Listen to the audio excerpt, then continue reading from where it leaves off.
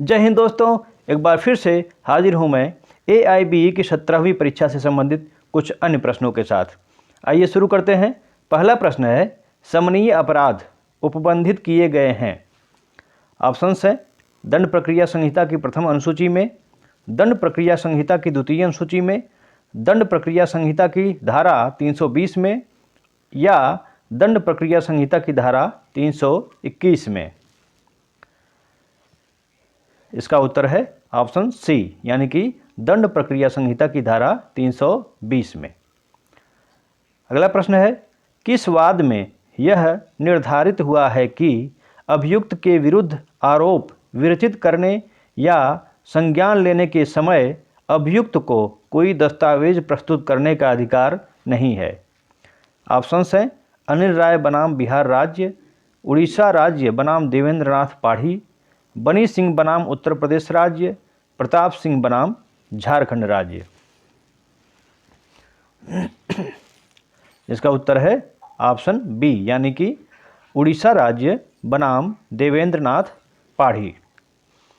आगे देखते हैं, दंड प्रक्रिया संहिता की किन धाराओं में सत्र न्यायालय के समक्ष विचारण की प्रक्रिया का प्रावधान किया गया है।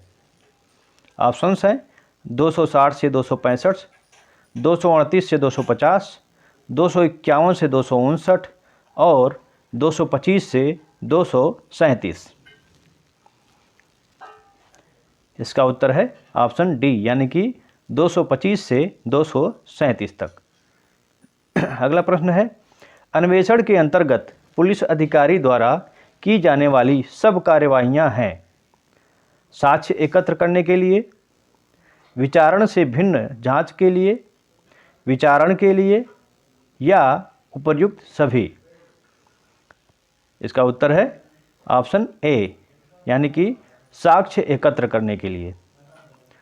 अगला प्रश्न है, एक गिरफ्तारी का वारंट तथा दंड प्रक्रिया संहिता की धारा 82 के अंतर्गत फरार व्यक्ति के लिए उद्घोषणा एक साथ जारी की गई तथा बाद में धारा 83 के अंतर्गत कुर्की का एक परिणामिक आदेश भी निर्गत कर दिया गया। इन आदेशों की वैधानिकता क्या है। ऑप्शंस हैं सभी आदेश पूर्णतया वैधानिक हैं, धारा 82 के अधीन आदेश वैधानिक है परंतु धारा 83 के अंतर्गत आदेश अवैधानिक है, धारा 82 के अधीन आदेश अवैधानिक तथा अनुचित है जिसके कुर्की का परिणामिक आदेश भी दूषित हो गया है, या उपर्युक्त में से कोई नहीं। इसका उत्तर है ऑप्शन सी, यानी कि धारा 82 के अधीन आदेश अवैधानिक तथा अनुचित है जिसके कुर्की का परिणामिक आदेश भी दूषित हो गया है।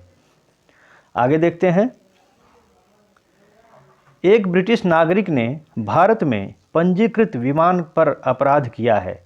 अपराधी के विरुद्ध दंड प्रक्रिया संहिता 1973 के किस उपबंध के अंतर्गत कार्रवाई की जा सकती है।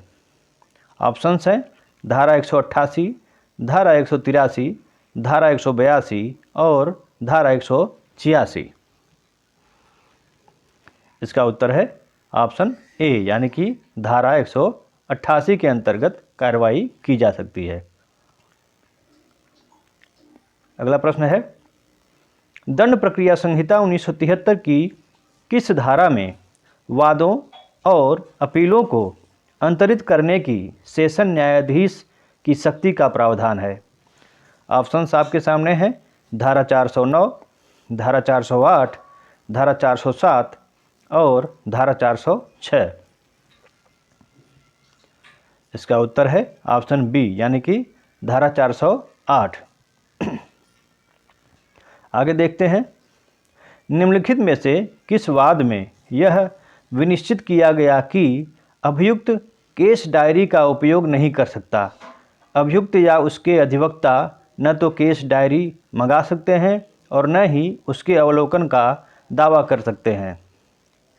ऑप्शंस हैं उत्तर प्रदेश राज्य बनाम हरीश चंद्र सिंह, मधुलिमये बनाम भारत संघ, मुकुंद लाल बनाम भारत संघ या JM देसाई बनाम बम्बई राज्य।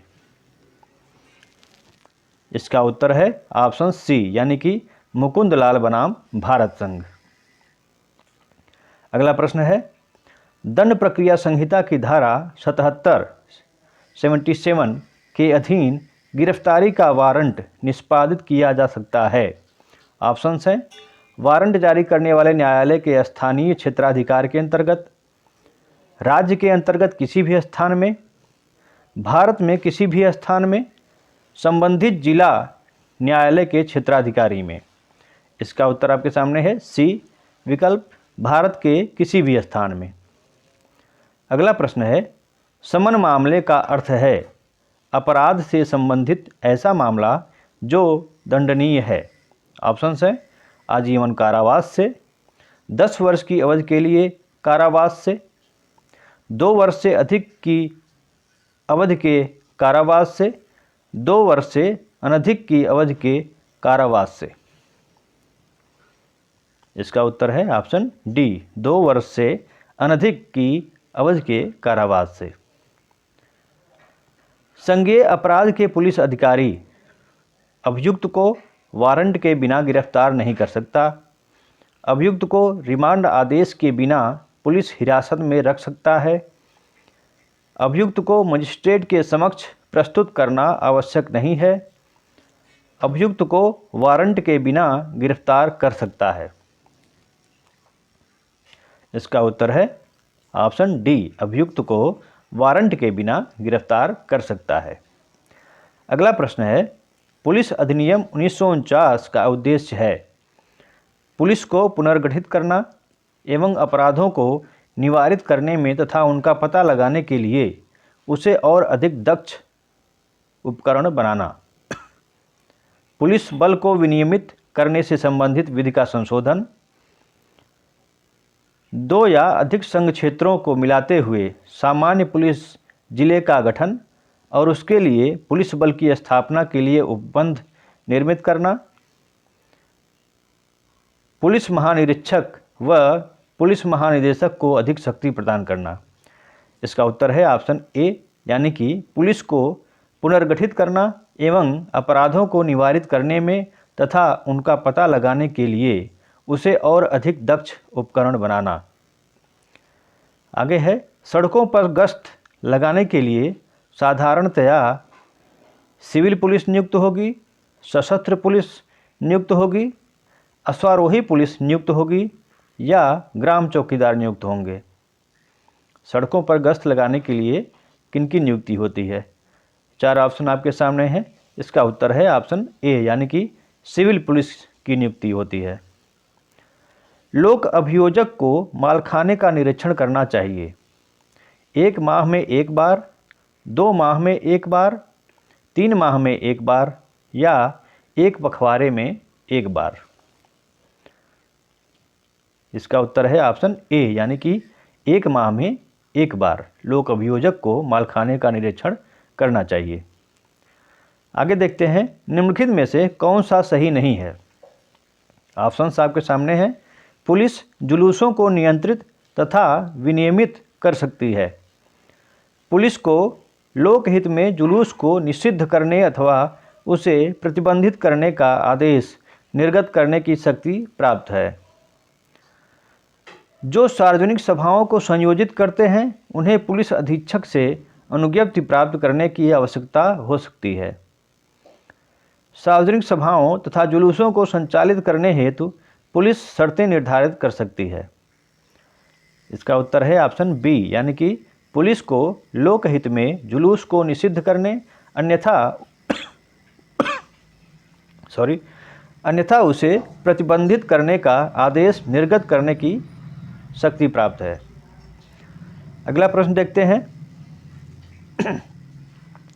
क्या किसी ऐसे व्यक्ति को पुलिस अधिकारी द्वारा अपनी अभिरक्षा में ले लेना विधिसम्मत होगा जो किसी मार्ग या गली में गंदगी, मैला, कूड़ा करकट या कोई पत्थर फेंकता है या छोड़ देता है जिससे जनसाधारण को असुविधा या क्षोभ होता है? ऑप्शंस हैं हाँ, वारंट के बिना भी, हाँ परंतु केवल एक गिरफ्तारी वारंट के अंतर्गत, नहीं क्योंकि वह एक अपराध नहीं है, या नहीं क्योंकि पुलिस अधिकारी अधिकृत नहीं है। इसका उत्तर है ऑप्शन ए, यानी कि हाँ, वारंट के बिना भी। आगे देखते हैं, निम्नलिखित में से किस संगठित गिरोह की विशिष्टियाँ जिले के पुलिस के गैंग रजिस्टर में दर्ज नहीं की जानी चाहिए? डकैतों का गिरोह, मवेशी चोरों का गिरोह, सेंधमारों का गिरोह या रेलवे माल डिब्बों के चोरों का गिरोह? इसका उत्तर है ऑप्शन सी, यानी कि सेंधमारों का गिरोह। आगे देखते हैं, क्या विवेचना अधिकारी उसके समक्ष दंड प्रक्रिया संहिता की धारा 161 के अधीन परीक्षण के क्रम में किए गए कथनों को लेखबद्ध करने के लिए बाध्य है? ऑप्शन है हाँ, नहीं, केवल जब न्यायालय द्वारा ऐसे निर्देश दिए जाएं, या केवल संज्ञेय अपराधों के मामले में? इसका उत्तर है ऑप्शन बी, यानी कि नहीं। अगला प्रश्न है, निम्न में से किस को जनरल डायरी में लेखबद्ध करना आवश्यक नहीं है? ऑप्शन हैं, प्रथम सूचना रिपोर्ट में अंतर्विष्ट ब्यौरे को, पुलिस अधिकारियों का ड्यूटी से प्रस्थान और ड्यूटी पर वापसी, रोकड़ की पावती तथा संवितरण, या पुलिस थाने पर हुई गिरफ्तारियां? इसका उत्तर है ऑप्शन ए, यानी कि प्रथम सूचना रिपोर्ट में अंतर्विष्ट ब्यौरे को। आगे देखते हैं, वर्ग अ की हिस्ट्री शीट जो डकैतों, सेंधमारों, मवेशी चोरों, रेलवे माल डिब्बों से चोरी करने वाली और उनके दुष्प्रेरकों के लिए है, बंद की जा सकती है पुलिस अधीक्षक की मंजूरी से, जिला मजिस्ट्रेट की मंजूरी से, पुलिस उप महानिरीक्षक की मंजूरी से, या पुलिस महानिरीक्षक की मंजूरी से? इसका उत्तर है ऑप्शन ए, यानी कि पुलिस अधीक्षक की मंजूरी से। ये थे कुछ प्रश्न AIBE की 17वीं परीक्षा से संबंधित। आगे फिर से कुछ नए और महत्वपूर्ण प्रश्नों के साथ उपस्थित होंगे। तब तक के लिए जय हिंद।